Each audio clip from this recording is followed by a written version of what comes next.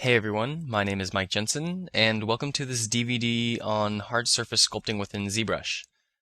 In this DVD, we're going to be covering the creation of a science fiction spacesuit, and we're going to do this pretty much entirely in ZBrush, using the new tools that are offered to us in ZBrush for hard surface sculpting.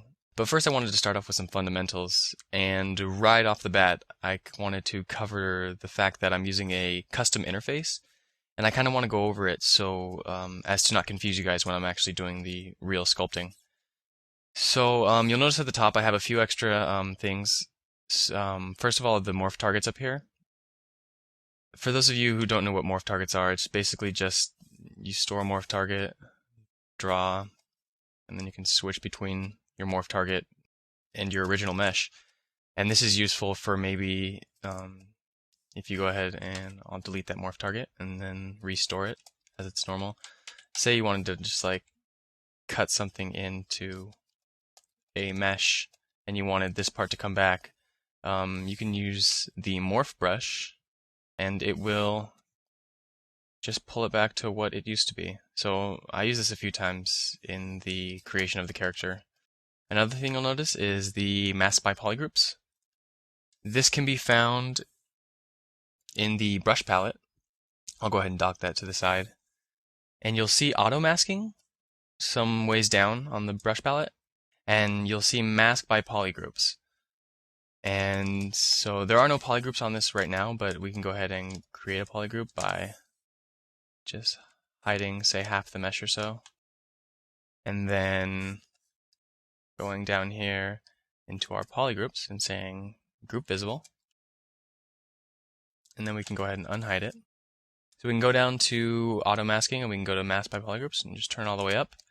And what this will do is when you start just sculpting on a surface, it'll stay confined to the polygroup that you started on.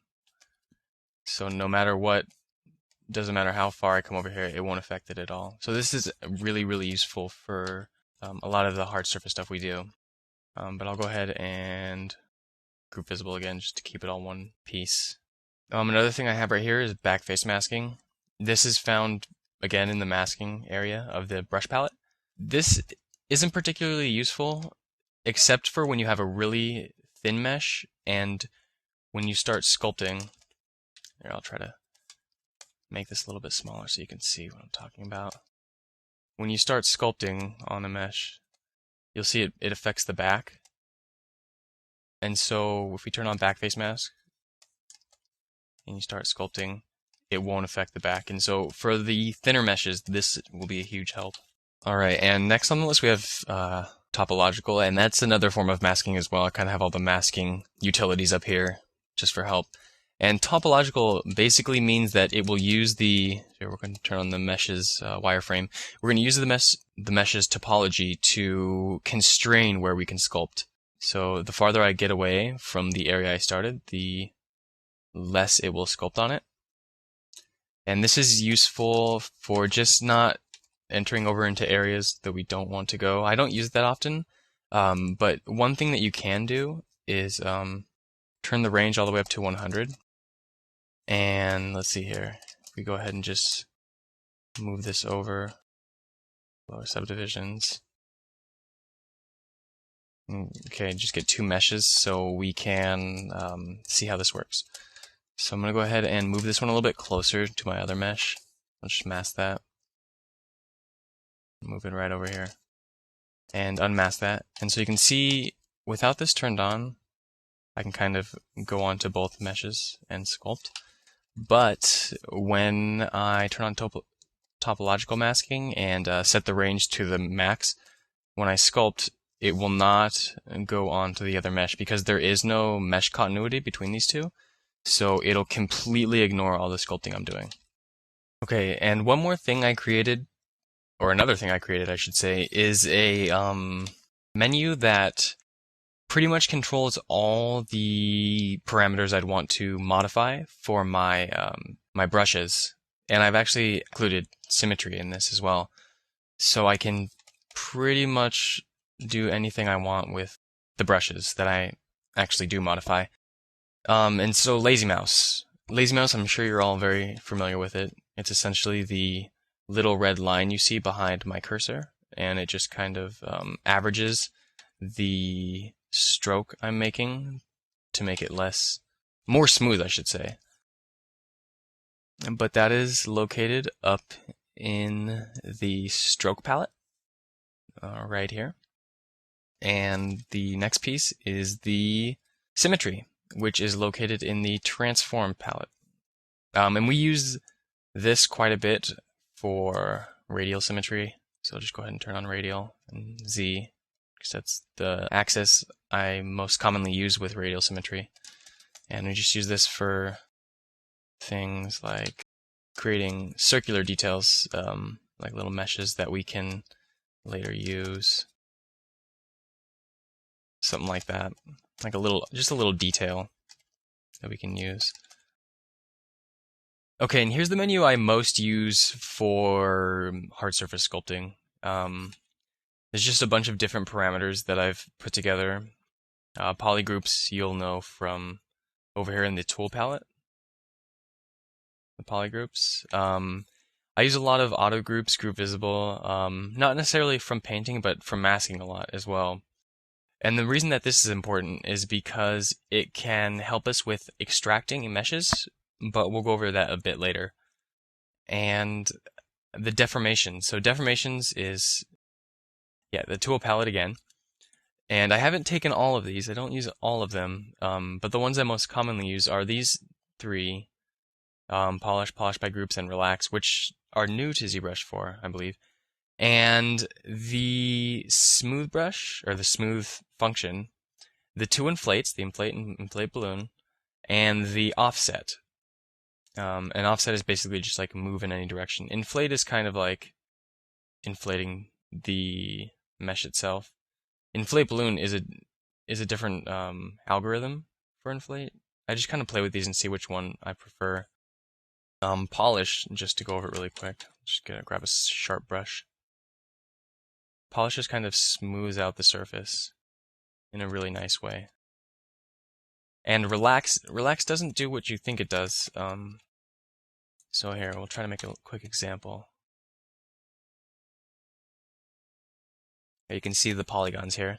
Relax seems like it would just be a complete smoothing function where it kind of just smooths the whole mesh, but actually what it does is it relaxes the topological tension in the mesh. So you see I've used the pinch brush to kind of pull all the polygons into this area right here. And if you use the relax, it tries to keep as best it can the shape of the mesh, but tries to relax the polygons on the mesh. So you can see I relax it, and it tries to keep this shape right here. And it does a pretty good job, but it relaxes all of the topology so these areas can be sculpted on again, instead of like before when there's hardly any mesh resolution right here to sculpt upon. So that's incredibly useful for a lot of the detailing that we're going to be doing.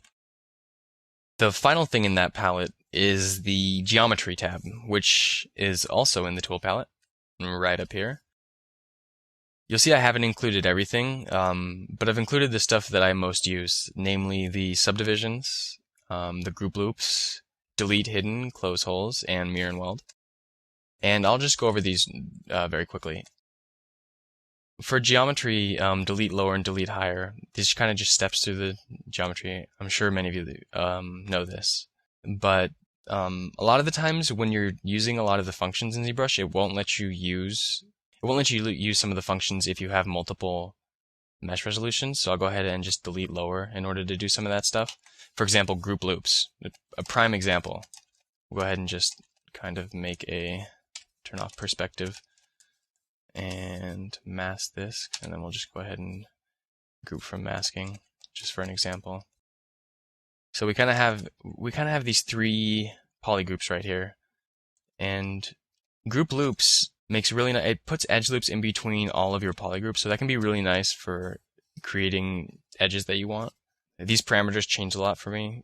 Loops actually just adds more loops into the loops that it's going to insert. So you see if we I have to delete the lower subdivision, so we'll go ahead and delete those. And then you can see I'll throw in group loops, and it'll add 3 loops into this. And I find that if you want sharper edges, it's better to put in more loops. So we'll go ahead and turn that up to 8. And you can see it's added a significant amount of loops. And polish is essentially how much it smooths out, so to speak. So I'll go ahead and go back to 4. Turn the polish to 68. You can see this is pretty smooth. It's kind of averaged out all the areas. And I'll go ahead and turn it down to, just for an extreme example, turn it down to 2. And you can see the area that we had extra polygons, it hasn't smoothed as much.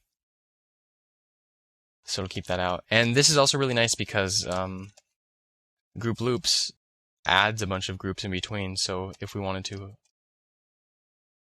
kind of hide the groups just by hiding everything else and then inverting the mesh, and then we can go into our deformations palette. Actually, I'll just go ahead and do this over here because that's where it is normally. And we can say inflate this just a tad bit. And then we can unhide everything, and you see we kind of have this mechanical detail that we can later manipulate. Alright, and mirror and weld is exactly as it sounds. What it does is it'll take your mesh. I'll go ahead and off-center this a bit. So I'll go ahead and draw a transpose line, turn off symmetry, and move it a little bit. And we'll go ahead and just come up here and click mirror and weld. And I actually have this mapped to a hotkey J.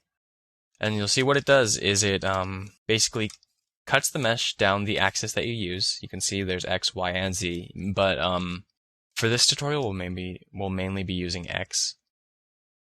It mirrors it over and then welds all the polygons. So this is one continuous mesh. So if we polish it a little bit, you'll see that all these polygons are connected. So if we went ahead and moved it the other way, and then mirror and weld, it'll give us a kind of Pokeball kind of look, which is pretty cool. Alright, and before we get into the sculpting stuff, I kind of wanted to go over a few of the keyboard shortcuts I use. Some of them are native to ZBrush 4 and some of them are not. One I think that's good to start off with is the visibility tab. You'll see grow and shrink.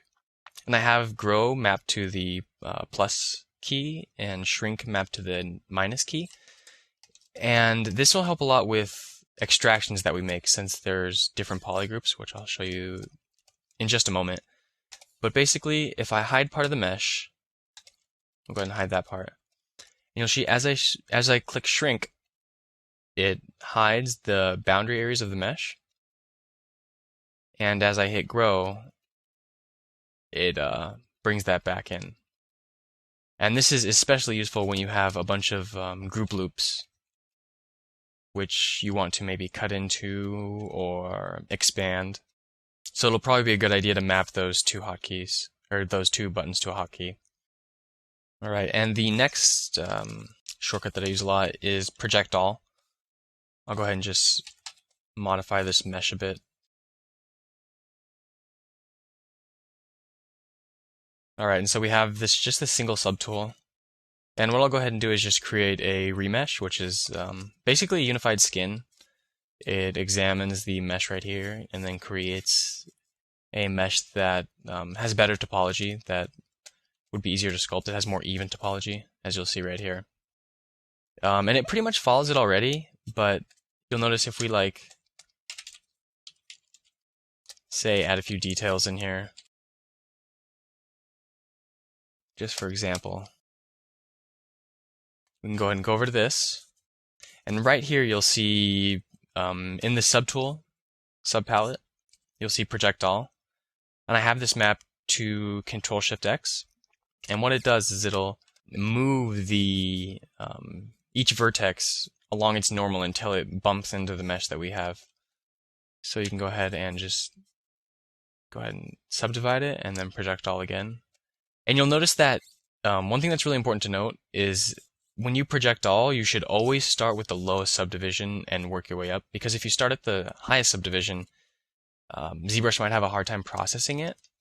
And so when you start at lower subdivisions, for example, if we have this mesh a bit higher and we add a few details, see it doesn't have to process as many vertices. And so we go and we divide it again. And now that everything's pretty much in position, ZBrush doesn't have to process as much again. So it'll be easier on it. And we can go ahead and subdivide again and project all again. But if you have all these vertices and they're not anywhere near what they're supposed to be, then ZBrush will take quite a bit of time to calculate the positions that it should be. So it's best to start low and work your way up. Alright, so I've rotated this a bit, and I'm going to actually go ahead and duplicate this subtool. Keep note of that. It's something that I do quite a bit, and I actually have it mapped to a hotkey. And I'm going to take this one and rotate it as well. Turn on perspective here, just so we don't get disoriented. And okay, so I have these three subtools, and you can see that this might be a little bit hard to get to if I wanted to sculpt in this area right here. So what I can do, besides using transparency and ghost, which is mapped to Control-T natively, I believe, is we can go ahead and click the colon and semicolon key, which by default hides all of your subtools except for the one you have selected. So say if you have this one selected, it'll hide everything else but this, and you can edit this freely, and then you can click the colon or semicolon key again, and it will unhide everything. I use this pretty much non-stop in the creation of this mesh, since we're going to be having quite a bit of subtools, hundreds and hundreds of subtools, so that's really important to be able to have access to your mesh. And you'll notice if we hide it, or hide it again, we can go ahead and cycle through the subtools, and it will just go ahead and switch which ones are visible. Alright, and one more shortcut I wanted to cover was concerning selection of subtools. So you can see we have our subtool palette right here, but there's actually a new way to select your subtools in ZBrush 4 and it's similar to the brush palette. You see we have the brush palette right here, and we can press B to grab up this menu, and then we can click C, say, and it'll give us all the brushes that start with a C, and then we can click P, C, R, whichever one that corresponds to the brush we want. So let's say we want Ellipse, Circle, Center, and it'll select that. So we can go ahead and press M, and you'll see it has our subtools. And this is a great menu because the more subtools you get, the more it just expands the entire menu, like the brush palette, how it's extremely large. So we can come into here, and there's only two right now, but you can see that we have two subtools. So we can go ahead and click S, and you see that both of them are named S, so now we have to click between the two. So if we wanted to select one of them, we go ahead and just press M to bring up the menu, S to start, and then we have P and S, so we can select either or. I'll just click P, and it'll select this subtool. And that's extremely useful when you're starting to get into hundreds of subtools. So as far as masking and selection brushes go, the way they work within ZBrush has changed a little bit, particularly the mask brushes. So with masking, it still works. Control and drawing on it will mask the mesh. Control Alt and drawing on it will invert the mask or delete the mask. And holding Control and dragging outside the mesh will use mask rectangle. But they're actually new mask brushes, and the way you access these is you hold Control, and you'll see that the brush palette changes to the masking brush. So we can go ahead and open this, and you'll see we have different masking types. So we can use Mask Circle. Go ahead in here and just drag it around. Mask a circle. We can mask Lasso, which is kind of like the Lasso selection tool. And we can mask by curve. And the way these curves work is you go ahead and hold Control, drag out, and you can let go of Control. And then you use Alt to define points in the curve, or vertices in the curve. So you see we kind of have like a very soft curve. And the gradient, the way the gradient is flowing is the way it's going to mask. So the gradient is pointing up, so it'll mask everything above the curve. You can use multiple vertices if you want, so we go ahead and hold Control and then click Alt again, Alt again, Alt again, and it'll give us kind of a wavy mask. And one more thing you can do with curves is you can go to one place, click Alt twice, and it'll create a very pointed direction change. Also, like any mask, if you mask and then you hold Alt, it will unmask that area. So say we have an area masked like this, and we want to unmask this area right here. We can go ahead and hold Alt, and it'll unmask that area, and we're left with a strip. And likewise with the selection brushes, traditionally Control-Shift and dragging allows you to use the selection brushes. You can see I have Select Lasso selected right now. But we can go ahead and go into the brush palette, and you can see these are the two selection utilities we can use. We have Select Rectangle, which is as it is traditionally. You can see just selecting an area hides the rest. But one new function about this is if we turn on symmetry and we Control-Shift-Drag and then click Alt, which is the same traditionally, we're going to hide this area of the mesh over here. But since we have symmetry on, it'll actually hide both sides of the mesh. And in previous versions of ZBrush, this wasn't the case. It would only hide one part of the mesh. Symmetry was not activated on the selection tools. So I'll go ahead and hold Control-Shift and select my lasso selection. And you can see similarly, we go ahead and draw a selection. It'll hide everything that we did not select. And I actually have these mapped to a little shortcut menu too. You see I have all the masking tools that I could ever want right here, and the selection brushes down here. This just makes it easier to switch between them. So I have mask rectangle selected, but let's say I'll just return back to mask pen because that's most standard. And that's pretty much it regarding those. Okay, and real quickly I wanted to go over how to create your own custom interface. This is going to be a reader's condensed version of this, but nonetheless I thought it'd be important to include. So first of all, most important I think are hotkeys. So the way you set a hotkey is you go ahead and I'll just reset these grow visibility and shrink visibility.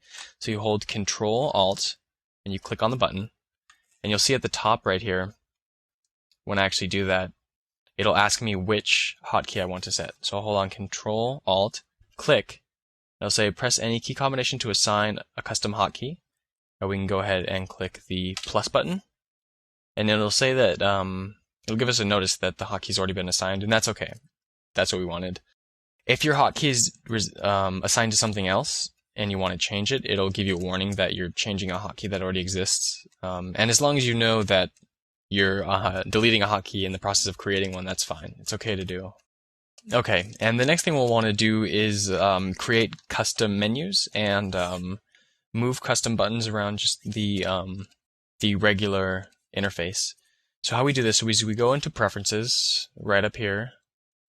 I have it docked over to my sidebar. And we'll go ahead and click Enable Custom UI. And you can see that it kind of expands this area a bit, which allows you to drag stuff in there. So we can go ahead and go into the, let's just say the material palette. And I'll go ahead and expand this to the side. And so you can see I have all these materials selected. And what I can do is I can go ahead and Control Alt and drag. And you'll see it highlights each place that I bring it to. So I can go ahead and bring it right here. And just leave it there.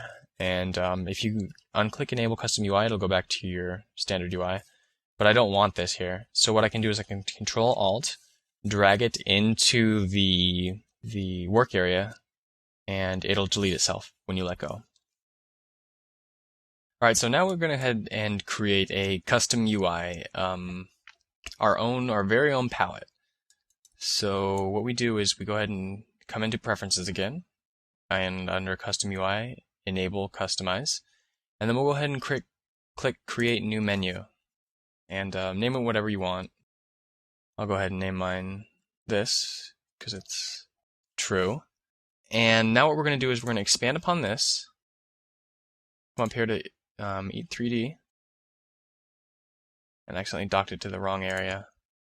Go ahead and, by dragging it, we can move it over here. And the way we're going to organize this menu is we're going to use subpalettes. So what we do is we go ahead and hold Control-Alt, and then click and drag it over into our palette. Now we have a subpalette. It says it's untitled for now, and we'll be able to change that eventually. All we have to do is add some stuff into the subpalette. We can go ahead and, for example, throw our morph target stuff over here.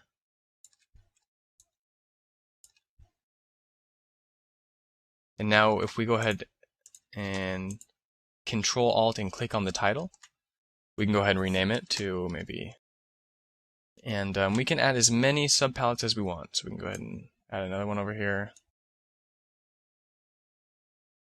And then say maybe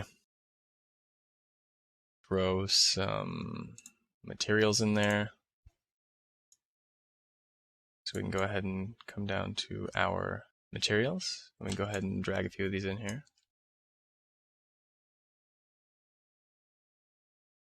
And then we go ahead and Control-Alt, click, and name these. Alright, and so now that we have this custom menu, it's all the way up here. It's kind of a long ways to reach and grab your menu. So what we can do is, so here, let's close this palette. We can go ahead and disable Customize UI.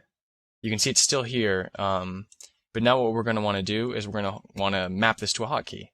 So we can go ahead and click Control-Alt, and then just click on it. And let's say I want this to be just Control-Shift-H.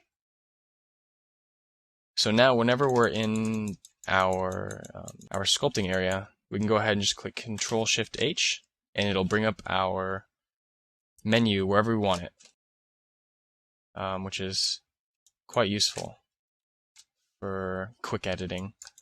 And that's the way I made all of these menus.